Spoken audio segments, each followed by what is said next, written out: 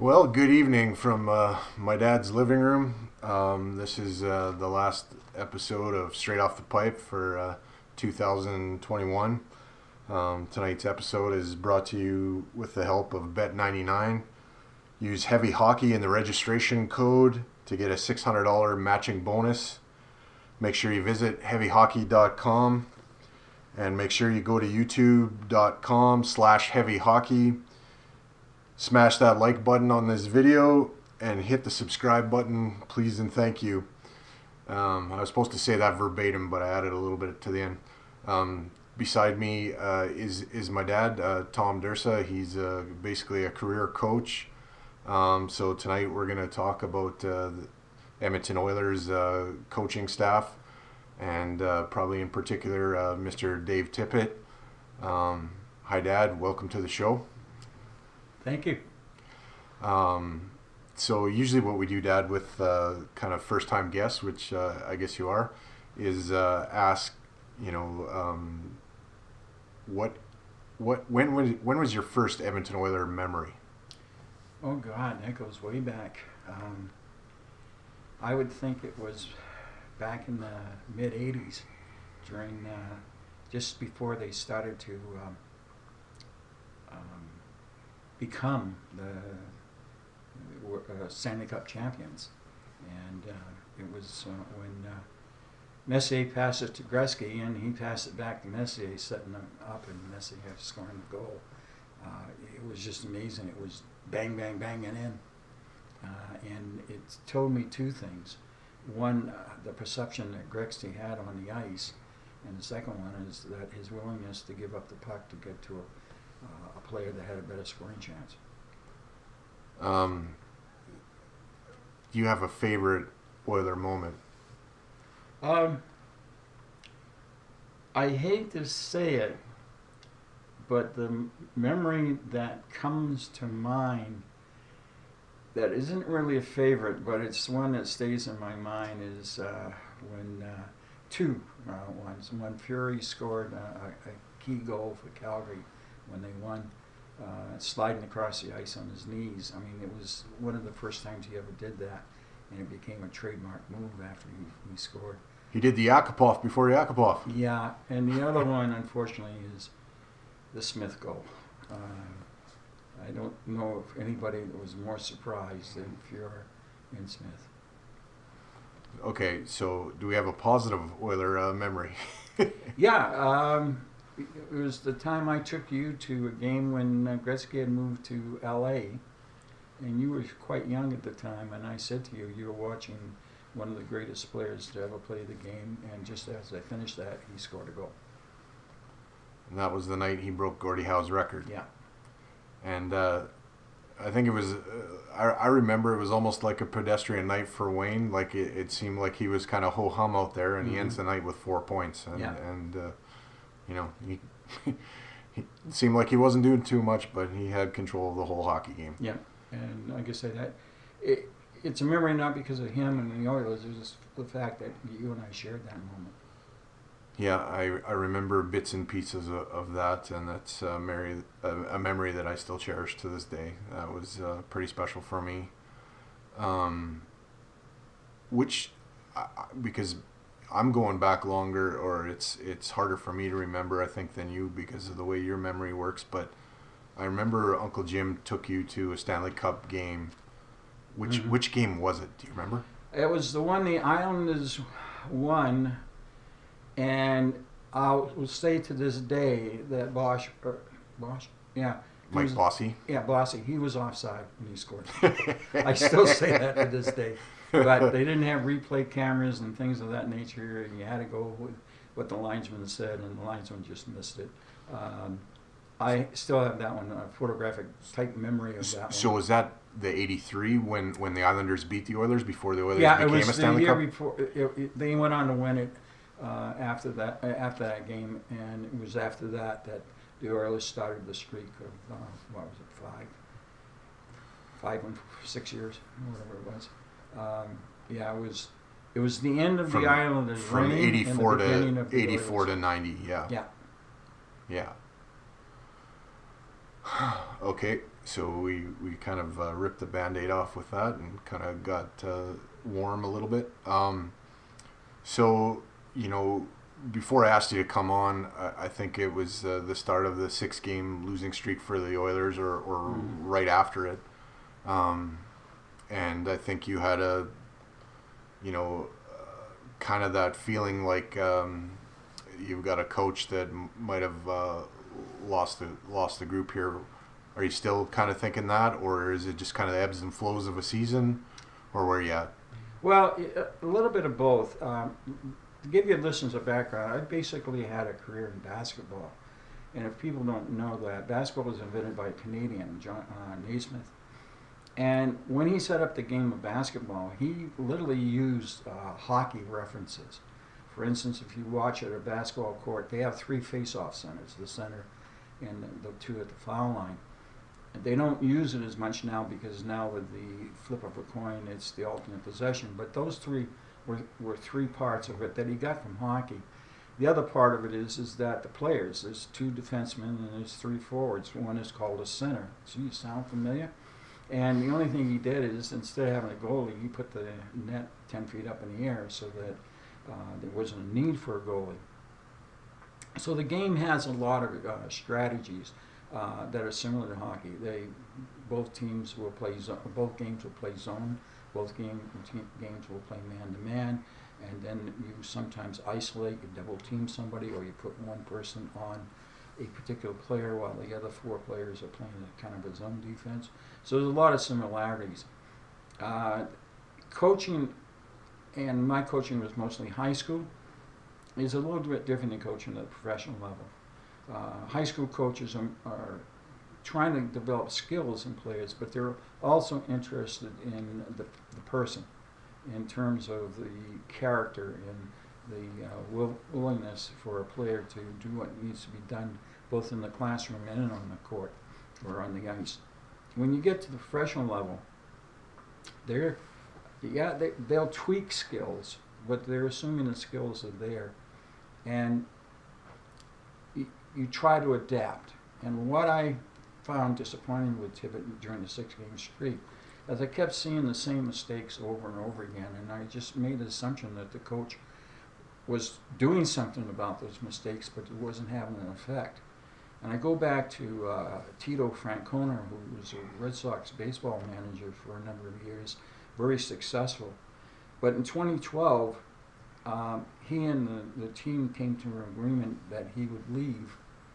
And what Tito said is stuck with me. And he said, basically, once you lost the room, it's time to close the door.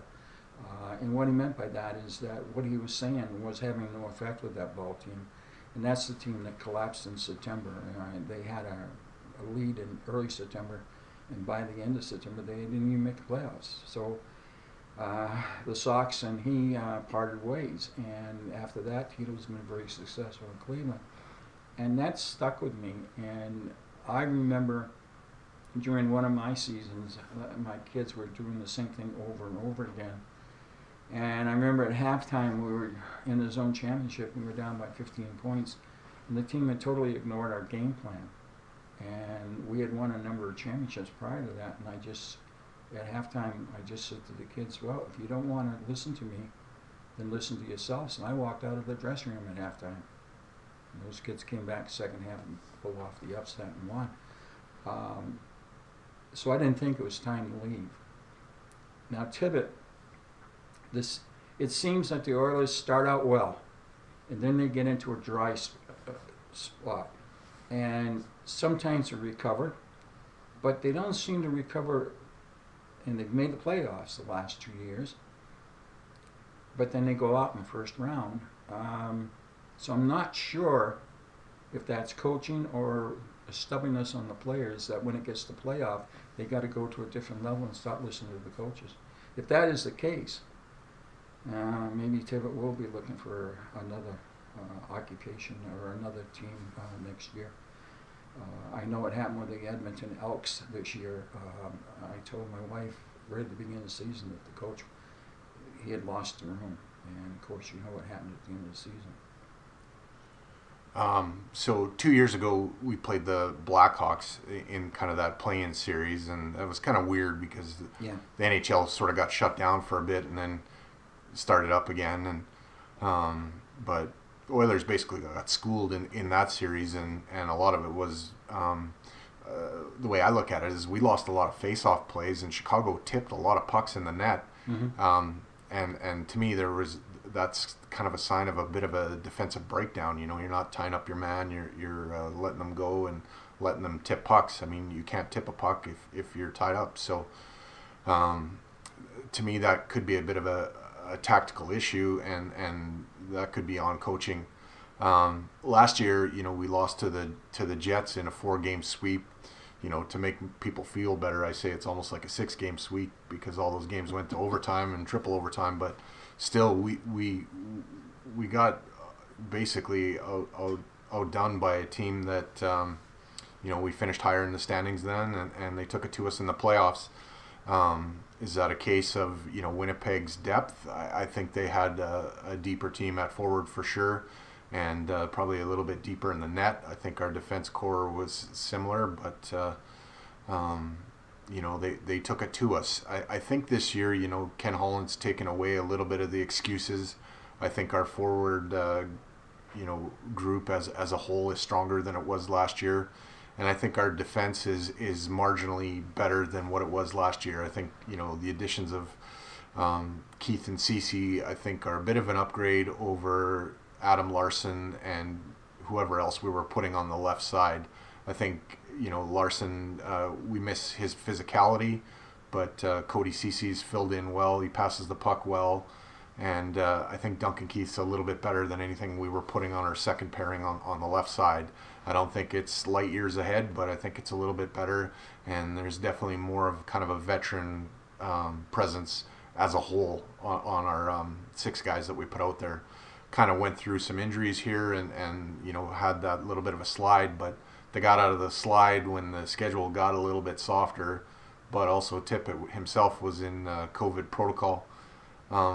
I kind of come at this from a standpoint of, okay, you don't have any excuses anymore, and I don't see them firing the coach unless they go through another big losing skid. But if he can't win a round in the playoffs, I can't see, like, he's not under contract for next year, so I can't see them re-upping him if he goes through a first round exit. That's kind of what I think, you know, about it, Dad. Yeah, you kind of got onto some points there about you know, losing the room. Paul Maurice, like in Winnipeg, kind of exited. He resigned, you know, after 9 years in Winnipeg, because he started to feel like, you know, he could lose the room. Not that he'd lost it yet. What do you think of a move like that? Like, we don't see that very often in professional sports. It doesn't seem to happen. Guys either get fired or they get rehired, and that's it. Like, you don't see guys walk off into the sunset before, you know, the explosion. The only manager I've ever seen do it was Frank Connor. I don't know of any others, and they were already in negotiations of him parting ways. But he went willingly because of the fact that he felt that he'd lost the room in terms of players listening to him. To go back to what you said about the first 2 playoffs in the last couple of years, 3 years ago, what was the big cry about what was the problem with the Oilers? And it was the defense, and it was basically the goalie. Now, what has happened? 3 years ago, Nurse was and today now he's one of the solid links in the defense. The other one that's coming along is Bouchard. He's slowly developing into a very solid, dependable defenseman. And as you said, the trades of Keith and Cesaric, they both have added to it. And I think that the defense today is far better than it was against Chicago and better than it was against Winnipeg. The Oilers took a gamble on Mike Smith this year, and it looks like it may not have paid off. I mean, as of right now, it hasn't. I think, he's played 3 games. And, okay, I stand to be corrected. But I don't fault the goalies they have. Both their goalies right now are doing, I think, incredibly well. They're depending more and more on Costigan than I think they should. I mean, he was the backup goalie, and now he's the frontline goalie. And Skinner, I've been really impressed with him since the AHL playoff of last year. I mean, he's just getting better and better and better. And I think definitely he's a goalie of the future. And then you've had the other factor that you've had injuries, and then you've had this COVID. I mean, COVID is screwing it up. I was just listening today, the sports report, that almost every team has got 4 or 5 or more players on COVID protocol. And I have a funny feeling that everybody wants to start everything, on the 28th of December? Or it was supposed to start today, and that got kind of pushed back. The Oilers were on the ice today, but... Don't be surprised that 2022 is going to be the next time you're going to see a regular hockey game in Canada. And it might even be longer than that, because who knows on these travel restrictions that they throw out, Canada and the United States. I mean, they're contradictory, and they look like they're going to be more contradictory as time goes on. So I can see the games between Canadian and American teams being curtailed maybe even into the middle of January. I think the smartest thing they did was to withhold from the Olympics so that they can use that period of time for their makeup games.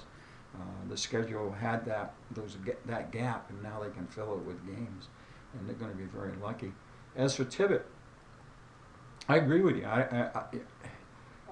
Right now, throwing him overboard now would be the worst thing they could do. Where do you get a good NHL coach at this time of year? You're either going to get a retired coach who may be past his best time, or you're going to get one that's inexperienced, and that's not what they need. And I think Tibbet's done a good job. Like I said, the thing I'm most worried about is when they get to the playoffs, they have to produce this year. Yeah, he came from Arizona, and your old saying, you can't make chicken salad out of chicken shit. He had a lot of chicken shit in Arizona, and he just about made chicken salad. He would get those guys into the playoffs. I mean, a lot of times in Arizona it was Shane Doan, and that was it. And I guess Mike Smith in net, but there wasn't much else. And they would be a playoff team or on the cusp, and dragging themselves to there. But this is different. We need to win around and start pushing towards a Stanley Cup. I still think the Edmonton Oilers are in need of a real legitimate starting goalie.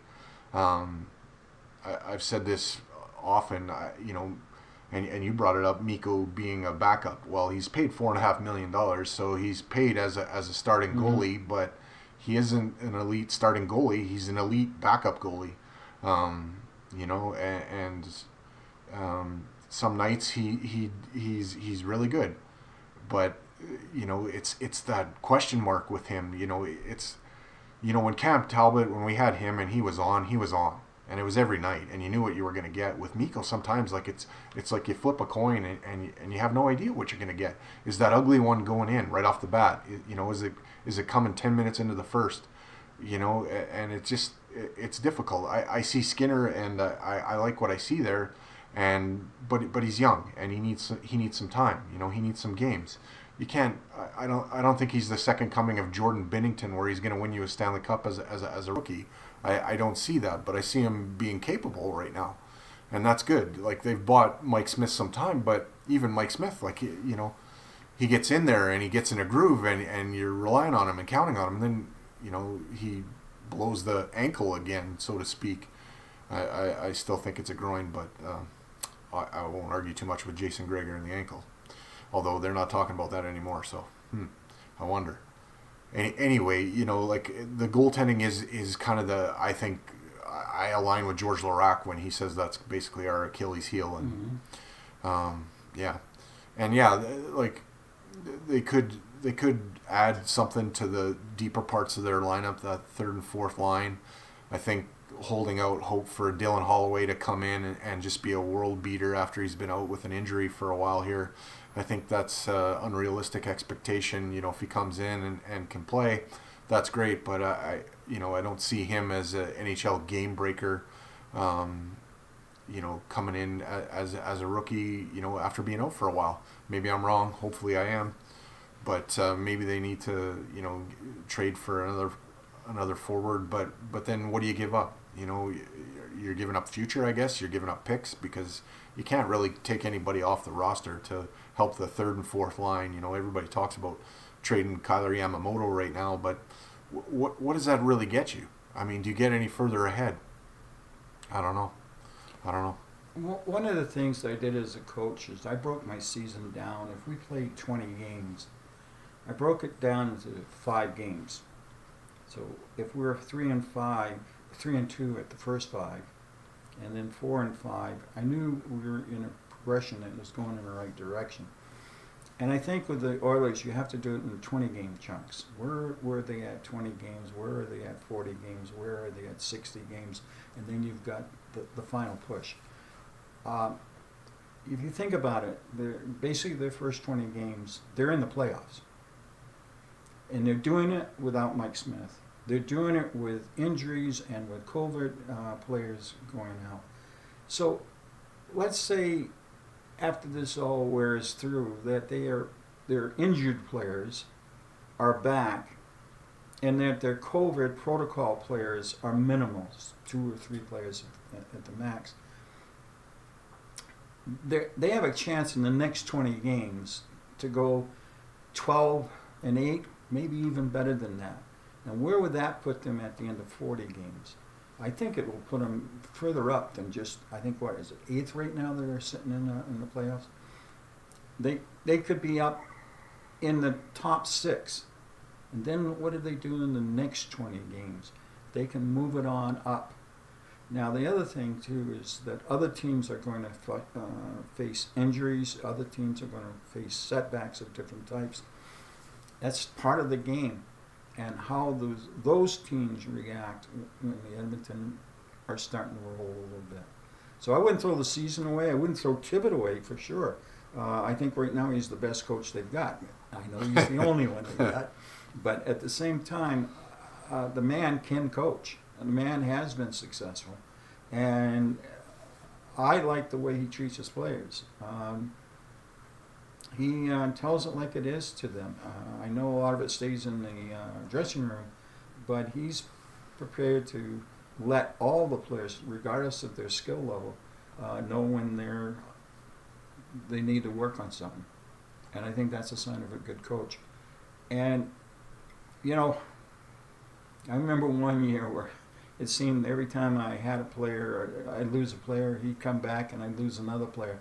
And I never had a set 5 in basketball for the entire season until the very end. And at the very end, they came back and swept through the zones like a hot knife through butter. So hopefully the Oilers are playing their best hockey the last 12 games going into the playoffs. He does have a pretty veteran staff around him. Mm-hmm. Jim Playfair, ex-NHL head coach, Glenn Gulletson, I don't know why we get on all these Flames guys, but ex-coach for the Flames. And then there's, the leftovers of the Todd McClellan regime down in Bakersfield with Jay Woodcroft. And there's a lot of Oilers fans that if Tippett was gone, that's who they'd like to see as the head coach. I think Jay's doing remarkable work down there, and guys that are coming up seem pretty NHL ready. Like, the prospects that have come up. I mean, well, you can go back to like Caleb Jones and Ethan Bear, and now you've got Bouchard, this Niemelainen,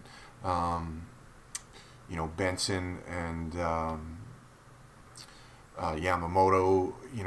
They've all had some time with Jay Woodcroft, and they fit in, and if you're gonna get rid of Tippett, come season's end, maybe it is time to promote from within for a change, and go to Jay. Well, Edmonton has been blessed with some excellent hockey coaches, not only at the Oil level, but they've been. Look at the Oil Kings. Their coach has been, they don't rebuild, they reload. The team down in Bakersfield, as you said, an excellent coach. And then even places like the University of Alberta and Nate, the coaching there is as good as anything at that particular level. So there is a rich tradition. And if you look at a lot of the coaches in the NHL, they may not be head coaches, but there are a lot of coaches in the NHL who were based in Edmonton at one time or another at one of these levels. So you're right. This area is rich. I think the one thing that the Oilers have done is they have improved their farm system, and they have improved their coaching system. It is far better now than I think it ever was, even back in the days of Glenn Sather. Yeah, it's a pretty professional staff that they have now. So I thought you were going to be hot on Tippett's ass, but you seem to have toned it down from when I talked to you about a week ago. Well, a lot can happen in that period of time.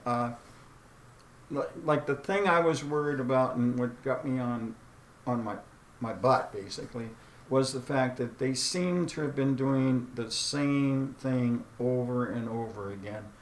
And you know what the definition of an idiot is, and that is insanity.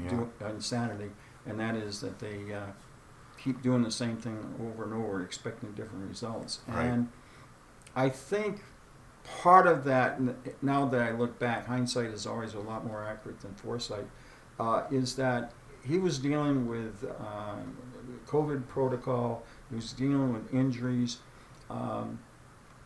and as a result, it was hard to make changes because the changes were being made for him because he was losing players, and therefore he had to adjust to that. Well, that's a change, but it may not have been the change that he wanted in order to get out of the situation they were in. And the other thing, you got to give credit. 5 of those 6 losses were against some of the top teams in the NHL. Yeah. Probably all of those 5 teams will be in the playoffs in one form or another. The only loss really was the one to Seattle, the first one. And, again, you don't know how many. See, the other thing that catches up on these teams that they don't realize is that there can be players that are being affected by COVID, but they haven't yet tested positive. Right. And because of that lag time. And from what I gather, COVID, I'm very fortunate. I don't know anybody in our immediate family that has had a touch of it, but what I've read is that it pretty well wears you out. It fills the lungs, but it also tires you out. And the very early systems, that seems to be the first thing before fever shows up or before the congestion shows up. It's the exhaustion, lackadaisical feelings that you get. And so he may have been going through that at the same time. So he's dealing with players trying to make changes, and he's going in here and coming out here. Yeah, this whole thing is a little bit crazy. Like Puljujärvi, they're in Seattle. They tested before they left, and then he tests positive when they land, so he can't play. And then they have to airlift medevac. Right. And that happens, and then they get home, and then Nurse tests positive kind of the next day. So did he have it when they were playing? Like, who knows? Exactly. And the other one is like Tippett. I mean, from what I gather, part of this virus gives you a fog, a head fog. And is that part of maybe before Tibbet tested positive, that was part of the thing that's going. So he wasn't reacting as quickly as he might. Yeah, hard to know all the ins and outs. I mean, they had a pretty bad spell of injuries, kind of before that 6-game losing streak happened, and they weathered that pretty well. And then guys started to get healthy and get back, and that's when kind of the wheels fell off a little bit. I think they start seeing guys come back into the locker room and almost like an exhale. Okay, we're good now, and then it kind of got punched in the face. Kind of like what Mike Tyson says. Everybody's got a plan until they get punched in the mouth. Yeah. I think that's kind of what happened there. It didn't help that. Yeah, it seemed like every time they turned around, the other team had to go before they even got started, and you got rolling, and sometimes 2 goals. That's tough playing from behind like that. Yeah. So we touched on Tippett there a bit. What do you think of Ken Holland? What are your thoughts on him?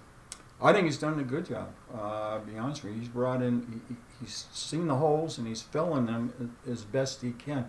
Now again, the Oilers now I think are under the cap, but they're not much under the cap. So you're not going. People are saying, "Why don't you trade this for this and this and this?" You don't want to sell the farm to get a prospect or a player that just might be at the end of his. That's why I was a little worried about Duncan Keith. He's proven to be a good warrior. But I think Holland has done a good job of. He's done a couple of things. He's built the farm system. He's got some good young players coming in, and he's blending them with more veteran players. Hyman was a good acquisition, probably the best that he did this summer. But he filled some defensive holes. He got Hyman, and the other gentleman I like is Fogarty. Fogel, yeah. Fogel. Right now, I think he's been buried in the lower lines, but I'm impressed, and he's one of the guys that's given the third and fourth line a little more oomph and a little more. Teams have got to be prepared for them. They can snap a goal in without, and put the pressure on the other teams before they get the first and second line out there. So, I right now I'd give Holland probably 4.5 stars out of 5. Yeah, I said before, I didn't mind the acquisition of Duncan Keith. I just wish that Ken would have pushed for Chicago to retain some of the salary, $5.5 million for aging defenseman. I know he's former Norris Trophy winner, Stanley Cup winner, Olympian, all of that, great shape, whatever. It's a big price tag to take on, but we're a long ways away from that, so we got to suck that up. Mike, where I think he might be worth it, that full amount of money is in the dressing room. Maybe the effect that he has in the dressing room may very well be worth more than what he does on the ice. The guy is a veteran. He's been through the wars. He's a Stanley Cup winner, and he knows what it takes. And he's still a pretty damn good player at his age. So I think he's changed his game, honestly, from when he was in Chicago. Like, I don't see him as that guy that is really offensive minded. I see him paying more attention to just getting pucks out of their end and kind of trying to be just a stable guy on the second pairing. The only time I worry about him really is sometimes at the blue line. Kids now, because they're kids compared to him, make some juke moves and kind of turn them and then they're off. But once he contains a guy inside the blue line, from the blue line to the net, I don't really worry about him. He's good. And that's, to be honest, what they really needed. He's good. He's good on the walls. He's good behind the net. He plays kind of a nasty. He has a nastiness about him. If he had Nurse's size with that nastiness, he would be a real sumbitch. So yeah, I'm not offended by that trade. I mean, I've got love for Amy Jones and Caleb Jones and Seth Jones. I love the Joneses, and I'll never forget the interview that Amy and Caleb did with me and my son Max. It was a great experience. So I wish them nothing but the best. But acquiring Keith didn't really hurt my feelings. I liked Duncan Keith when he was younger. I knew he was a hell of a defenseman, and he was fun to watch. And from behind the net, he would look, at the red line and hit guys in full flight. So I knew he could pass the puck, and he's always been a pretty good skater. I don't think he's quite what people want to sell him as now when it comes to that, but he definitely holds his own. Yeah. What do you think about JP? Does watching that kid remind you of any other athlete that just makes you smile, or? I haven't seen enough of him to really make a comment. It's almost like the second coming of Estetikin, and if you haven't seen him much, it's like you can't do anything to phase the guy, and there's always a grin on his face, a shit-eating grin all the time. Well, if you ask me Tikin, and if you compare him to Tikin, and I haven't heard what he has to say on the ice. That was Tikin's specialty. He could get under a person's skin in about 10 seconds just by whatever he had, and nobody understood what he was saying.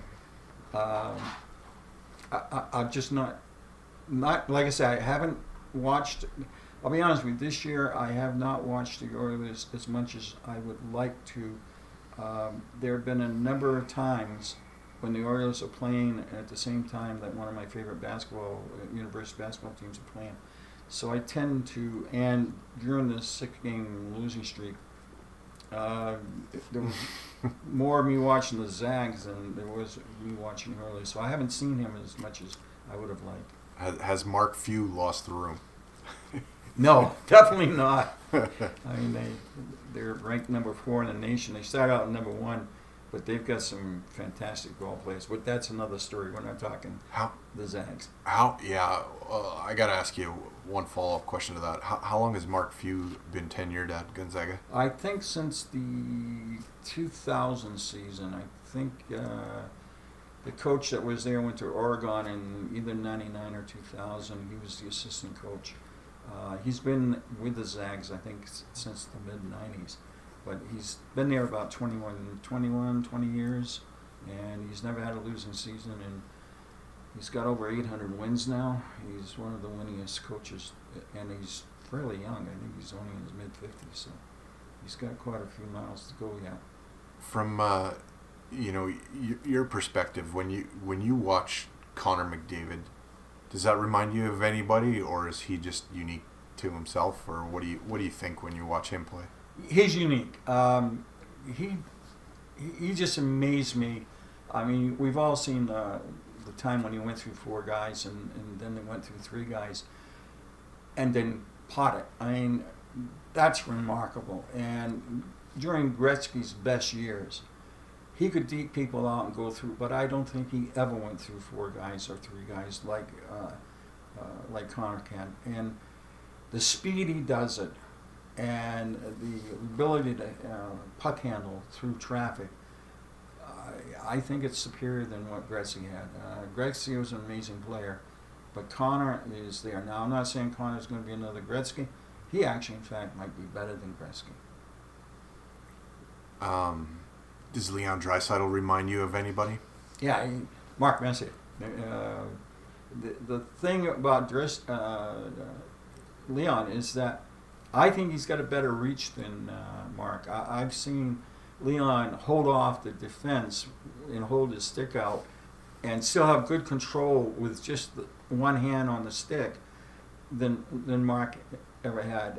And Mark's advantage was he wouldn't worry about that. He'd just nail the guy that was trying to get the puck away from him and then go. Mark was a much more physical player than Leon is. But Leon, he's big, he's strong, and he does things with a puck that I don't think Mark ever did. But that's who the bodybuilders is similar. You've seen how he passes the puck on the backhand. Yeah, and his backhand shot too. Like, from inside his blue line to the far blue line, backhand passes to guys going over 3 sticks on the way there. Like, I think he's the best backhand passer I've ever seen. The one thing that I'm enjoying with Connor and Leon on the ice at the same time is I'm seeing the Gretzky Curry line. They seem to know where each other was, and Curry had probably one of the best one-timers that any hockey players ever had. But Leon's is getting very close to that. I mean, Connor puts it on his stick, and in a blink of an eye, and quicker than a blink of an eye, Leon's got it off to the net, and generally in the net. And where Gretzky and Curry usually did it on the same side of the ice, they're doing it 30, 40 feet apart from one another. And the timing on Leon's shot is just unreal. And what I like about Leon is that he's more than willing to give it back. Like there's a couple times where we had a chance for a hat trick and passed off to allow. I think Hyman got the goal instead. He's unselfish, and that's the mark of a good player. And that's what Gretzky and Curry and Missy, that's what they were unselfish. It didn't matter who got the goal. They wanted to get the win. The win was the thing. Right. And I see that with Connor and with Leon. Yeah, it seems like Draisaitl this year, and I think Connor too. But when they do interviews and stuff, they could really care less about personal accolades now. It's about a bigger trophy. They want the cup now, and now it's about going after it and getting it. What do you think, Dad, about when they pair up the two of them? Do you think that's a good idea, or they should be on separate lines, or it seems like Tippett almost uses that as like when they're trailing, they pair them up. I kind of feel like from the opening puck drop, pair them together, get the lead, and then split them. But what do you think? Well, I love watching the two of them play, and I can see the tendency on that. But I also understand Tippett. He wants a balanced line, and putting them on two different lines because both of them are deadly. I mean, they're 1-2 as far as they are in the scoring race. I mean, or they have been. And so if you put them on two different lines and they can still be productive, that's the ideal thing. And I've noticed that they're doing that, and then they're also trying to develop that third and fourth line, and that's coming along. And that's why I said to you before, look at games or a season in a 20-game stint, and let's see what the next 20 games are like with them on two separate lines. And as you said, you can always put them together. So if you have a power play, you put them together. If you're into the last 4 or 5 minutes and you need a goal, you put them together. I mean, there are times you can put them together, but I think the long-term effect of them on two different lines in the long term will be better for the team. Oh man, it's like almost like Jordan and Pippen. I mean, hockey's a different game than basketball when it comes to time that you can play. I mean, they play about 20 minutes a night, and Jordan and Pippen were around 40, 42. But it's special. I mean, I lived through the Gretzky, Curry, and the glory years back then. But for kids that like my sons that never saw them, I mean, they see clips of Wayne and stuff like that, but not the same. Not the same, but they are in they're in special times right now. They're really special players. Like I look at Leon and I see a guy that almost is like a power forward in basketball or whatever, that basically plays a post-up game where he'll shield somebody off and handle the puck with his other hand, and you don't really get it from him unless you cross-check him in the back hard enough to knock him down.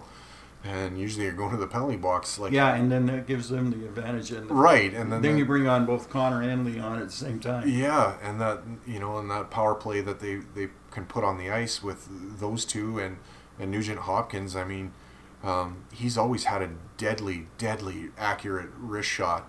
He needs to shoot the puck more, in my opinion, but he's always had that. And now you've got a net front presence in Puljujarvi or Hyman that are pretty big guys and hard to move and still have really good hands. And then you got Tyson Berry that you can put out on the point that has a hard shot, and if he sits down and you put Nurse out there, I think Nurse is another left-hand shot, and he sees the ice well. And I think Nurse's really strong point on the power plays. He keeps a lot of pucks in because of his reach and size, and so he's another weapon out there. And then there's Bouchard that's gonna I think eventually be out there. And that kid, I mean, I saw him his first year at kind of training camp take a snapshot with barely any windup, and it rattled off the glass, and I was scared. And I've been in the rink since I was 4 years old, so the future is bright there with him as well. Listening to kind of Jim Playfair talk about the way that he wants his defense to play. He wants each of them to basically get a shot every period, so that they're kind of pushing on the blue line. I really liked his. Like, I listened to him on when I was actually coming here yesterday for Christmas. I listened to him on the radio. Spittin' Chicklets had him on. It was about a 3-hour podcast, but I really kind of zeroed in on him talking to the guys there, and I think they've got somebody that is really well suited to handle their kind of defense and sort of special teams.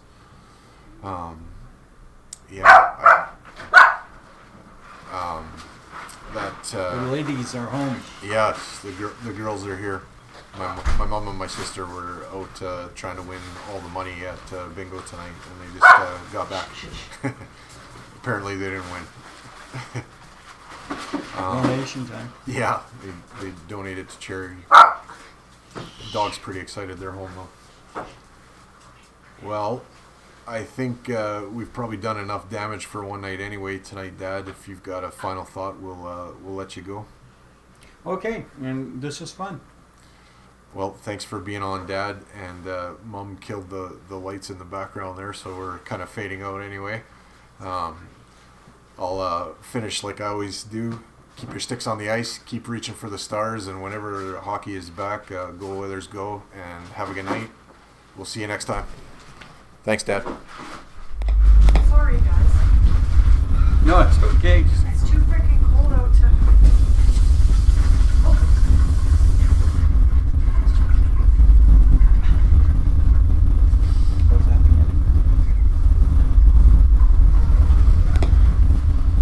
Thanks for tuning in, everybody.